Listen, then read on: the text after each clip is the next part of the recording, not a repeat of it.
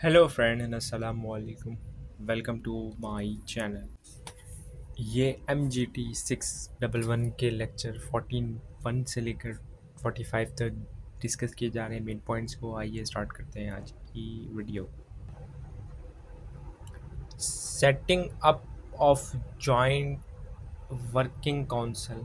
तो क्या होती है कि एवरी इस्टेब्लिशमेंट, ठीक है, 50% और उससे ज़्यादा सेटअप करें work joint council consist of not more than 10 member in which participants shall be extent of 40 percentage and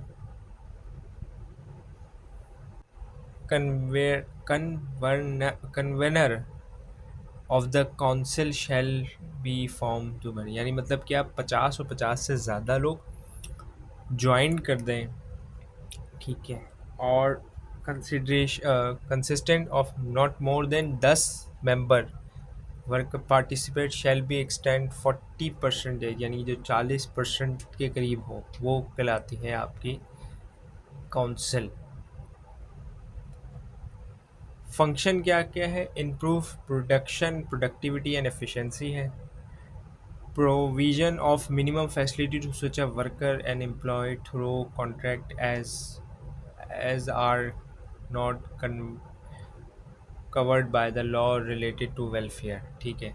यानी वो सारी चीज़ें देना जो मिनिमम फैसिलिटी एक वर्कर को मिलनी चाहिए एम्प्लॉयर को एम्प्लॉयर के ज़रिए से, जो लॉ के अंदर कवर नहीं है वेलफेयर ऑफ उसके अंदर। Promise of settlement difference through bilateral negotiation, यानी बायलैटरल नेगोशिएशन यानी एम्प्लॉयर एम्प्लॉय के दरमियान जो है वो नेगोशिएशन। और promotion conditional of safety and health of the workers. Settlement of difference and industrial dispute करें। क्या मतलब?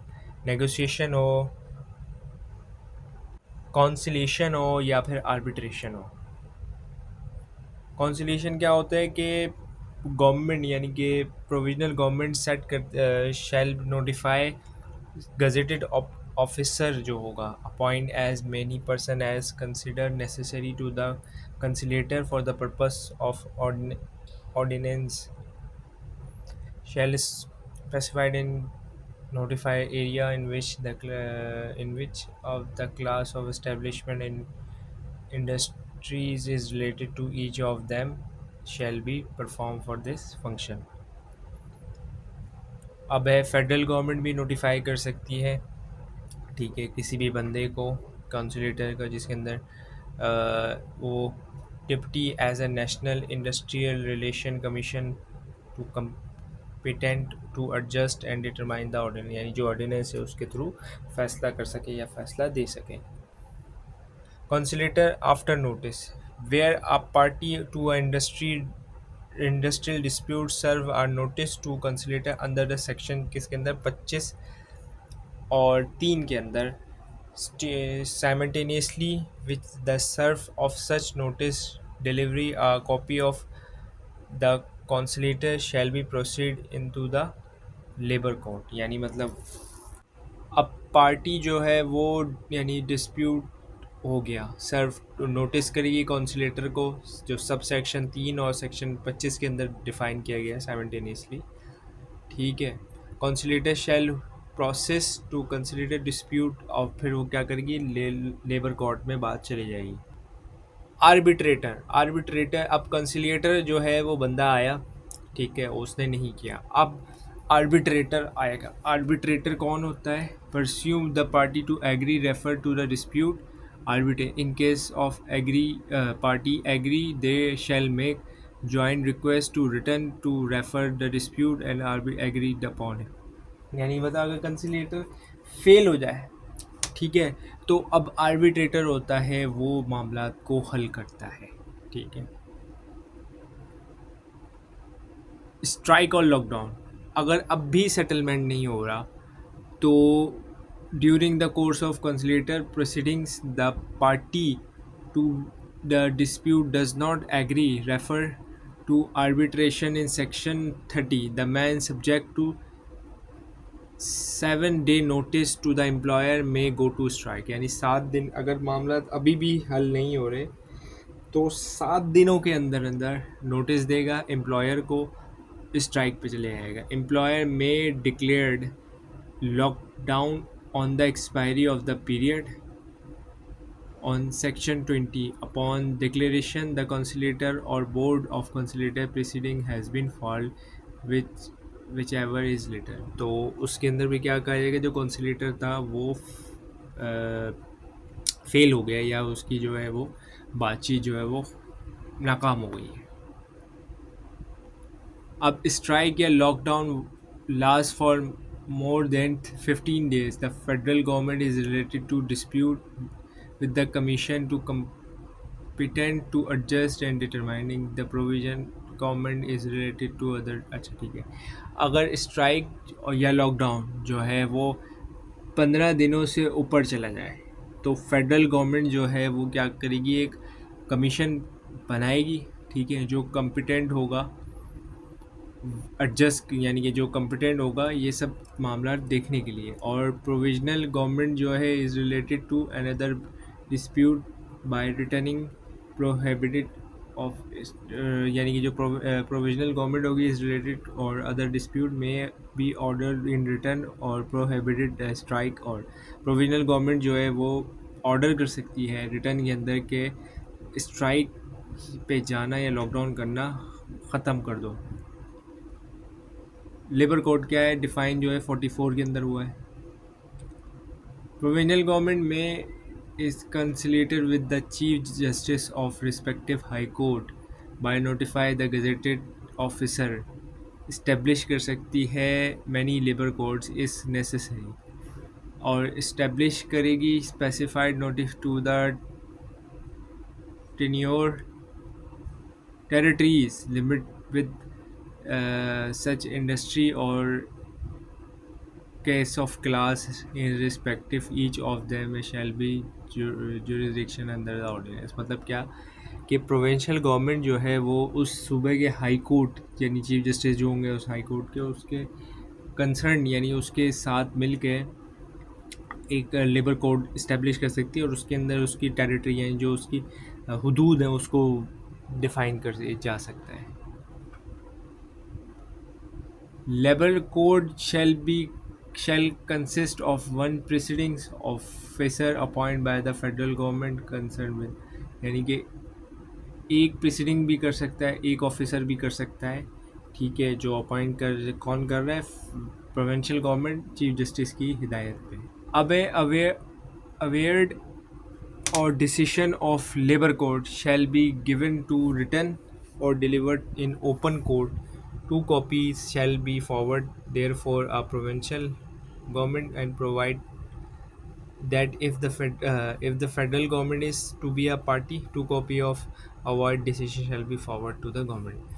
यानी कि जो भी डिसीशन होगा लेबर कोर्ट का, ठीक है, उसकी 2 कॉपियाँ प्रोविंशियल गवर्नमेंट को भेजी जाएंगी. अगर वफाकी हुकूमत भी इसकी वो हुई पार्टी हुई तो उसको भी 2 कॉपियाँ भेजी जाएंगी. Within a period of 1 month for receipt of the copy, the award decision published into the official gazette. जो भी फैसला होगा उसके एक महीने के अंदर अंदर इसको आपको पब्लिश करना होगा. Appeal to the high court section 48 होता है, ठीक है. अब जो भी आपका फ़ैसला आया लेबर कोर्ट से, ठीक है, अपील भी करी जा सकती है उसके अंदर, किस चीज़ के अंदर, हाई कोर्ट के अंदर, ठीक है. कि अपील क्या है, कंफर्म सेट और very modified award decision given in 40 section 40 और 33 a sentence pass sub clause 6 and sub section 4 and section 45 shall be exercise all the power confirm to the ordinance, ठीक है. यानी कि उस लेबर कोर्ट के फैसले के ख़िलाफ़ अपील भी कर सकते हैं. Decision of high court shall be delivered as expeditiously as possible within कितना है 60 days following the file of an appeal and provide shall decision not to be rendered invalid by reason of delaying its delivery. अब क्या है कि adjudication of dispute available under the ordinance. तो section 49, federal government shall constitute a national industrial relation commission consist of not more than 8 member, यानी 8 से ज़्यादा member नहीं हो सकते. ठीक है. Chairman and the member shall be appoint by the federal. जो चेयरमैन बनेगा वो, यहाँ पे जो मेंबर होंगे वो भी फेडरल गवर्नमेंट ही बताएगी.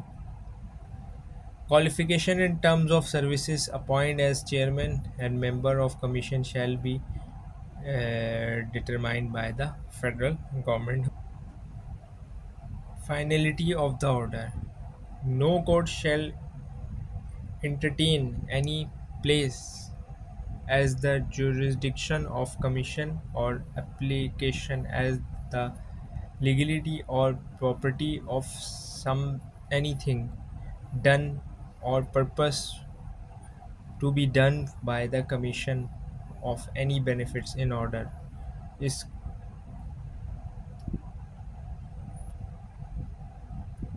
unfair labor practices on the part of employer. तो section 62, impose any condition in contract of employment seek to restrict the right of a person who is a party to such contract join a trade union or continue is membership. यानी कि ऐसी शर्त लगा दे employer कि भाई तुम किसी trade union का पार्ट नहीं बन सकते. और क्या है, रिफ्यूज़ टू एम्प्लॉय और refuse to continue employ any person on the ground that such person is और not a member of office of bearer. यानी मतलब किसी भी किस्म के मेंबरशिप रख नहीं सकते ट्रेड यूनियन की.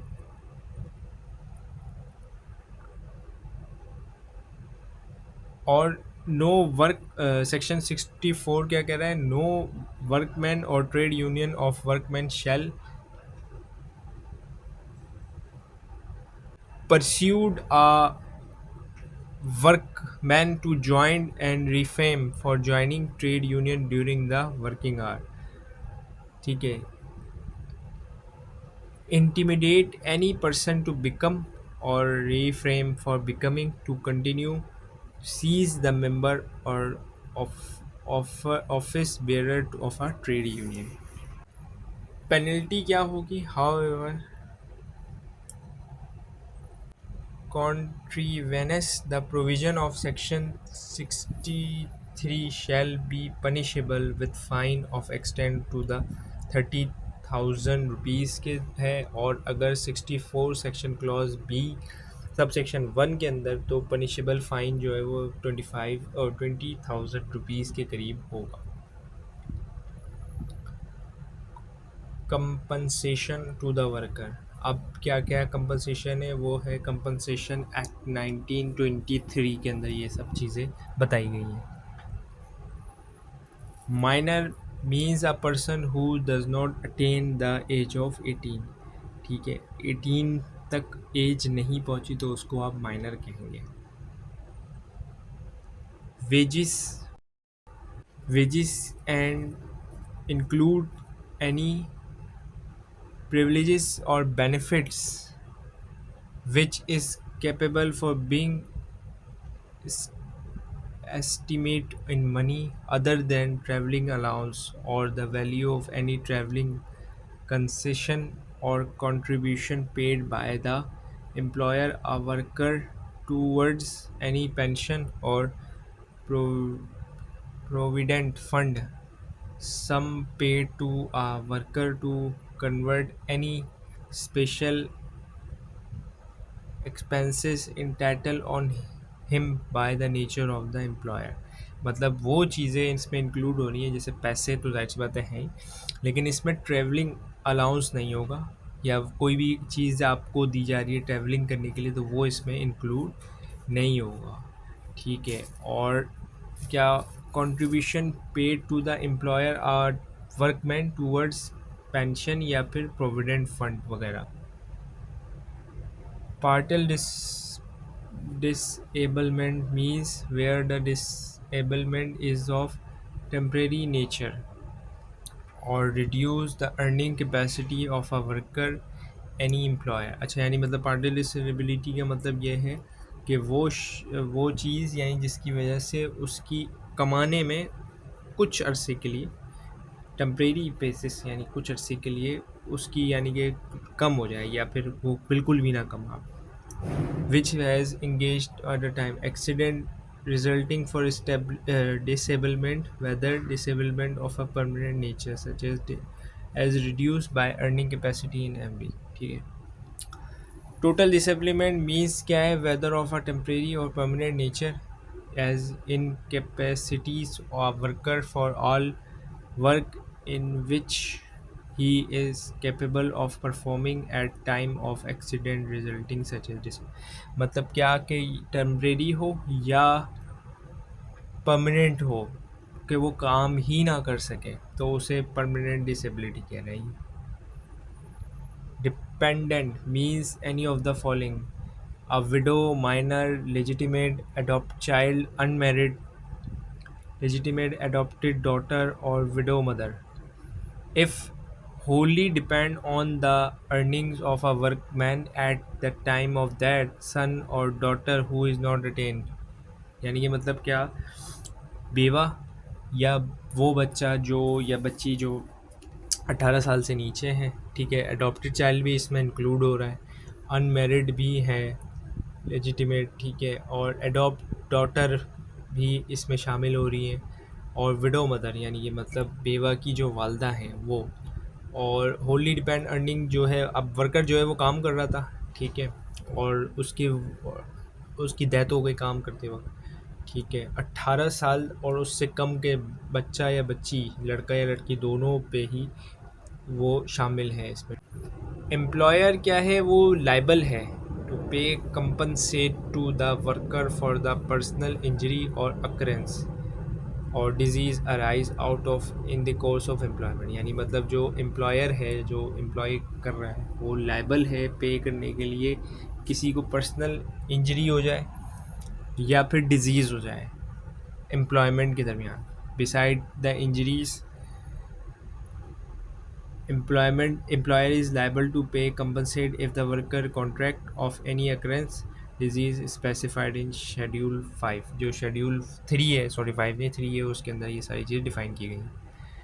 पर्सनल इंजरी क्या हो सकती है, employer is liable to compensate to the worker if person injured in course by him accident arise on in course of the employment. यानी मतलब दौरान एक मुलाजमत कोई भी एक्सीडेंट होता है तो एम्प्लॉयर लाइबल है।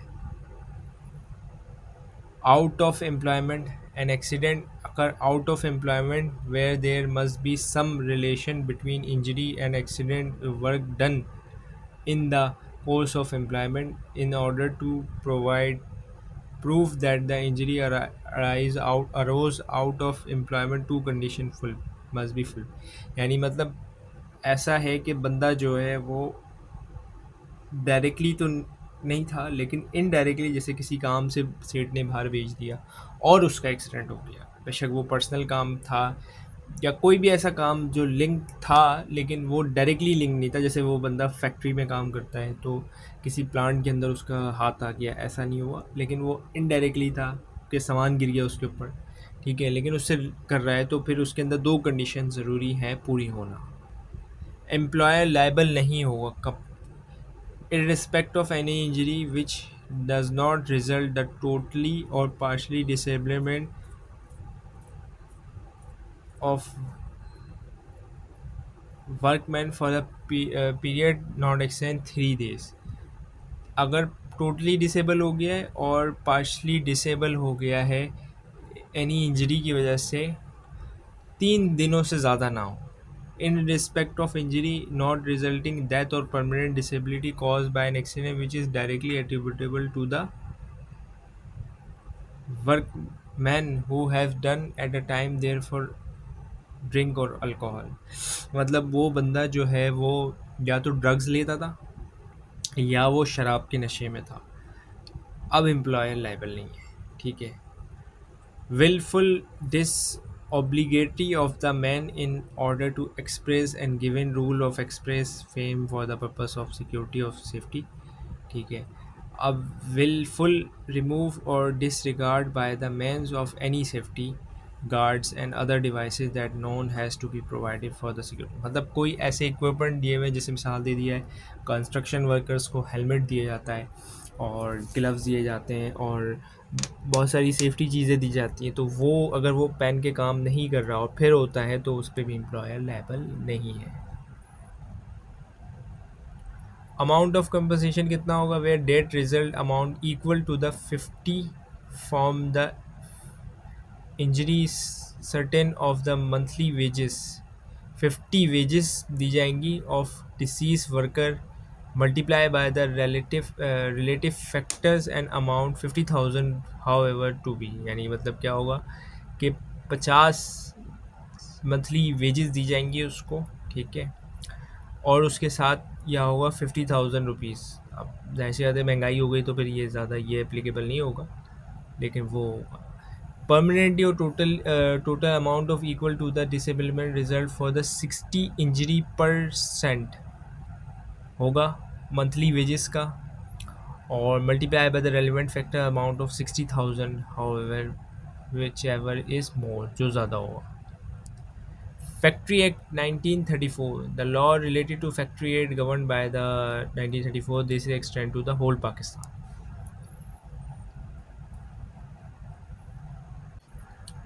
अब वर्कर कौन है? मीन्स पर्सन एम्प्लॉई है जो क्या कर रहा है फॉर वेजेस और नॉट इन मैन्युफैक्चरिंग प्रोसेस हो सकता है, क्लीनिंग में हो सकता है, या फिर मशीन परमिट यूजिंग मैन्युफैक्चरिंग हो सकता है, और other kind of work indicate to be connected for manufacturing process, connected to which subject of manufacturing process, but not include any person solely employed in clear capacity in the room of place when non-manufacturing process.